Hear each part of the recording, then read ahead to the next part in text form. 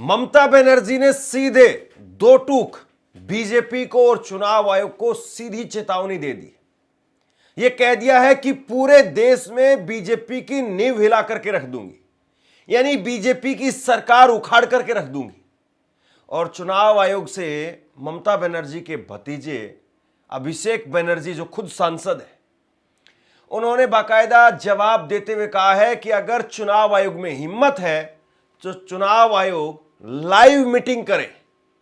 गृह मंत्री अमित शाह का एक बयान तो आप लोगों ने सुना होगा, जो इस वक्त सोशल मीडिया पर बहुत तेजी से वायरल हो रहा है कि पहले हम लिस्ट में छांटेंगे, डिटेक्ट करेंगे, फिर डिपोर्ट करेंगे।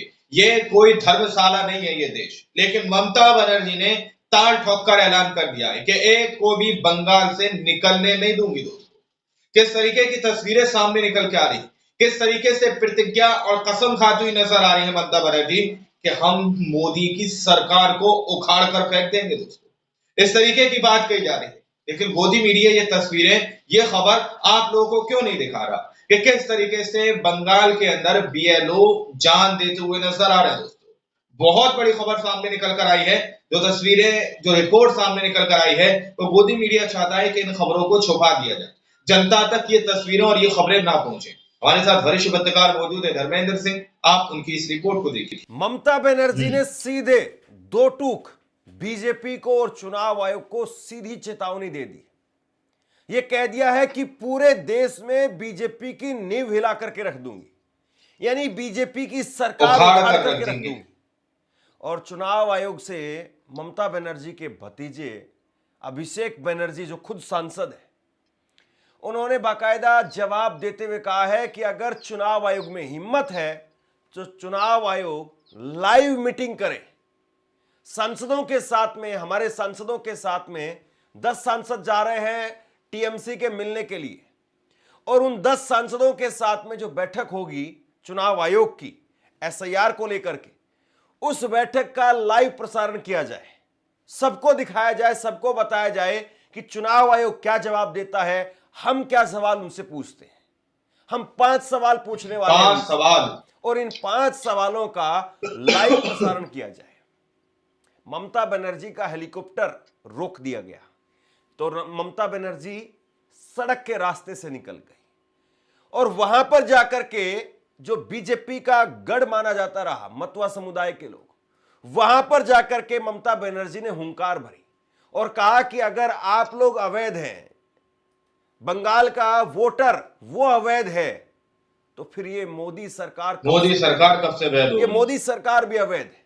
अगर मुझ पर हमला करने की कोशिश की गई, अगर मुझसे खेलने की कोशिश की गई, तो बीजेपी को बार बार बता रही हूं, बार बार चेतावनी दे रही हूं, छोड़ूंगी नहीं। पूरे देश में बीजेपी की नींव सीधे चेतावनी। ये तेवर ममता बनर्जी के आज निकल करके सामने आए। और ममता बनर्जी ने जब उनका हेलीकॉप्टर रोक दिया गया तो सड़क के रास्ते से जाकर के रैली को संबोधित किया। इसीलिए कहा जाता है ममता को चुनौती देना और ममता को हराना बहुत मुश्किल काम है। और ममता बनर्जी अभी से ही, चुनाव तो मार्च अप्रैल में होंगे, लेकिन चुनाव से पहले अभी से ही वो घर में नहीं बैठी है, लोगों के बीच में, जनता के बीच में, जनता की सुन रही है। स्टाइल है कि वो लोगों के बीच में रहती। तो करीब करीब 5-6 महीने पहले आप सोचिए, लोग 50 दिन पहले जो है वो शुरू करते हैं अपने कार्यक्रम को, 50-60 दिन पहले, 2-3 महीने पहले चुनाव का माहौल बनने लगता है। लेकिन ममता बनर्जी 5-6 महीने पहले से, और वैसे तो ममता बनर्जी वो सड़क पर ही रहती है। जब वो विपक्ष में थी तब तो सड़क की राजनीति करके आई ही है सरकार के अंदर, लेकिन सरकार में आने के बावजूद भी वो सड़क पर दिखाई देती। कभी वो मार्च निकालती हैं, कभी वो हिंदू मुस्लिम एक करने के लिए किसी हिंदू पुजारी को, मुस्लिम मौलवी को, चर्च के पादरी को, सिख को वो साथ में लेकर के मार्च निकालती हैं कि बीजेपी का एजेंडा यहां हिंदू मुसलमान वाला चलने नहीं देंगे। और आज भी ममता बनर्जी ने कहा कि मैं प्रतिज्ञा लेती हूं, मैं कसम खाती हूं कि जब तक मैं हूं तब तक किसी को भी बंगाल से निकाल। बताइए, सोचिए। तो ममता बनर्जी के तेवर बीजेपी के लिए बहुत बड़ी परेशानी खड़ी करने वाले हैं, ये साफ तौर पर दिखाई दे रहा है। ममता बनर्जी किस तरीके से बीजेपी को झटका देंगी ये तो चुनाव के वक्त में पता चलेगा, लेकिन फिलहाल ममता बनर्जी ने जिस तरीके से ताल ठोकी है और उनके भतीजे, उन्होंने तो सीधे चुनाव आयोग को कह दिया है कि भैया लाइव रैली, लाइव कॉन्फ्रेंस करो, बंद कमरों के बीच में बातचीत नहीं चलेगी। बंद कमरों के बीच में जो कुछ आप करते हैं उससे जो है वो पारदर्शिता नहीं कहते हैं। पारदर्शिता का मतलब यह है कि आप लाइव करो, और चुनाव आयोग ने स्वीकार कर लिया है। चुनाव आयोग ने टाइम दे दिया है। चुनाव आयोग ने कहा है कि हम टीएमसी के डेलीगेशन को मिलने के लिए तैयार हैं, क्योंकि वहां पर एसआईआर करने वाले जो बीएलओ हैं वो लगातार जान दे रहे हैं, और वहां पर तो बाकायदा एक एफआईआर तक दर्ज हो गई है। तो अब उसके बाद में 10 सांसदों से मिलने का समय चुनाव आयोग ने दे दिया कि 28 तारीख को हम चुनाव आयोग की अधिकारी वो मिलेंगे टीएमसी के इन 10 सांसदों से। डेरेक ओब्रायन, उन्होंने बाकायदा एक चिट्ठी लिखी थी, उसको स्वीकार कर लिया चुनाव आयोग। लेकिन क्या लाइव प्रसारण की बात भी चुनाव आयोग ये बहुत बड़ा सवाल है। ममता बनर्जी ने क्या कुछ कहा है मैं कुछ देर बाद में आपको बताता हूं, लेकिन उससे पहले जरा ये ट्वीट आप देखिए। ये ट्वीट आप देखिए, और ये ट्वीट किया है ममता बनर्जी के भतीजे अभिषेक बनर्जी ने, और इसका हिंदी तर्जुमा मैं आपको बता रहा हूं। 10 सांसदों के प्रतिनिधि मंडल के लिए समय मांगा गया है। ये प्रतिनिधि भारत की जनता द्वारा चुने गए हैं, जबकि मुख्य चुनाव आयुक्त और चुनाव आयुक्त वो भारत सरकार द्वारा चुने जाते हैं। चुनाव आयोग को पारदर्शी और सौहार्दपूर्ण दिखाने वाले ये बनावटी मात्र हैं। अगर चुनाव आयोग वाकई पारदर्शी है तो वह सिर्फ 10 सांसदों का सामना करने से क्यों डर रही है? बैठक खुलेआम करे, इसका सीधा प्रसारण करे, यानी लाइव प्रसारण करे, और उन 5 सीधे जायज सवालों के जवाब दे जो हमारी पार्टी आपके सामने रखेगी। क्या चुनाव आयोग अपनी पारदर्शिता साबित करने को तैयार है, या ये सिर्फ बंद दरवाजों के पीछे काम करता है? ये जो है वो चुनौती दे दी उन्होंने कहा कि भैया ये जो आप बनावट, ये सौहार्दपूर्ण पारदर्शी की बात करते हैं, तो उसको जरा लोगों को भी बता दीजिए कि आप कितने सौहार्दपूर्ण हैं, कितना हमारे सवालों का जवाब दे रहे हैं। और देखिए बार बार जो है वो मुख्य चुनाव आयुक्त की तरफ से यही बात कही जाती है जब वो प्रेस कॉन्फ्रेंस के लिए आते हैं। अब हमें तो वही बात पता है ना जो वो आधिकारिक तौर पर सामने आकर के कहेंगे कि जो पार्टियां हम पर आरोप लगाती हैं, ये पार्टियां जो चुनाव के बाद में आरोप लगाती है, चुनाव से पहले हमारे पास में आती ही नहीं है, बात ही नहीं करते हैं, बताते ही नहीं है, शिकायत नहीं करते हैं। लेकिन अब वो कह रहे हैं कि हम 5 सवाल पूछते हैं। मोदी सरकार कब से वैध हो गई? लाइव प्रसारण तो आपको पता है कहां मुमकिन हो पाएगा। वो 5 सवाल एक साथ पूछते हैं। ये 5 सवालों का जवाब मांगने के लिए आए हैं। ज्ञानेश कुमार की प्रेस कॉन्फ्रेंस होती है, उसमें एक एक करके सवाल नहीं पूछा जाता है, उसमें 5 सवाल वो एक साथ लेते हैं ताकि 1-2 सवाल डंप कर दें तो कोई फर्क नहीं पड़ेगा। यानी जो असली सवाल होगा, जो मूल सवाल होगा, जोरदार सवाल होगा, उसको छोड़ देंगे, बाकी सवालों का जवाब दे देंगे, फिर आगे बढ़ जाएंगे और कहेंगे कि देखिए हमने प्रेस कॉन्फ्रेंस की, 1 घंटे की प्रेस कॉन्फ्रेंस की, 20 सवालों का जवाब दिया। लेकिन 20 सवालों में 5 करके सिर्फ 4 बार ही पूछा गया।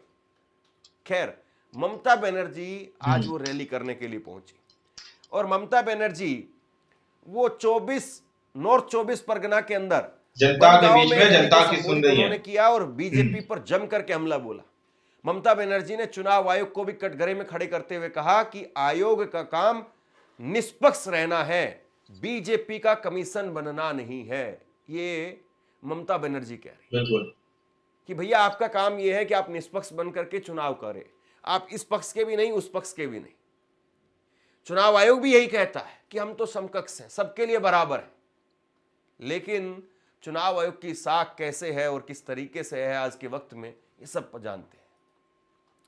ममता ने एसआईआर को लेकर के बीजेपी और केंद्र पर हमला बोलते हुए कहा कि एक एसआईआर पूरा होने में 3 साल लगते हैं। हमने कभी इसका विरोध नहीं किया, बस इतना ही कहा है कि किसी भी वास्तविक वोटर का नाम नहीं काटा जा सकता है। तो ममता बनर्जी कह रही है कि भैया एसआईआर की प्रक्रिया पूरे होने में करीब 1.5-2 साल 3 साल का वक्त लग जाता है, आप सिर्फ 1 महीने का समय दे रहे हैं। 4 नवंबर से लेकर के 4 दिसंबर के बीच में बताइए, सोचिए, ये प्रक्रिया जो फॉर्म बांटने की है और फॉर्म इकट्ठा करने की है, वो पूरी होनी है। उसके बाद में वोटर ड्राफ्ट लिस्ट जो है वो जारी की जाएगी, फिर फाइनल वोटर लिस्ट जो है वो जारी की जाएगी। और इस बीच में दर्जनों बीएलओ अपनी जान दे चुके हैं। आज भी उत्तर प्रदेश का एक मामला निकल करके सामने आया जहां पर बीएलओ ने अपनी जान दे दी, जहां पर बीएलओ ने कहा कि जो अधिकारी हैं वो प्रेशर डाल रहे हैं। अब ये बड़ा हैरान करने वाला मामला है कि सिर्फ नाम लेने के लिए, नाम देने के लिए, फॉर्म भरवाने के लिए ऐसा भी क्या प्रेशर है कि दर्जनों अधिकारी अपनी जान दे रहे हैं। ये वाकई समझ से परे की बात है। पहले भी एसआईआर हुआ है। मैंने कई वरिष्ठ पत्रकारों से बात की कि क्या पहले जब एसआईआर हुआ था तो उस दौर में, उस वक्त में क्या वाकई ऐसे ही बीएलओ जान दे रहे थे?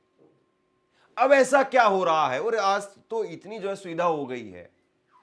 आज तो आप ये कहिए कि टेक्नोलॉजी इतनी एडवांस हो गई है, आप फोन के अंदर ही नाम पूछते चले जाइए, भरते चले जाइए और उसके बाद में एक कमांड दीजिए और उसके बाद में खट से फॉर्म भर करके सारे बाहर आ जाएंगे।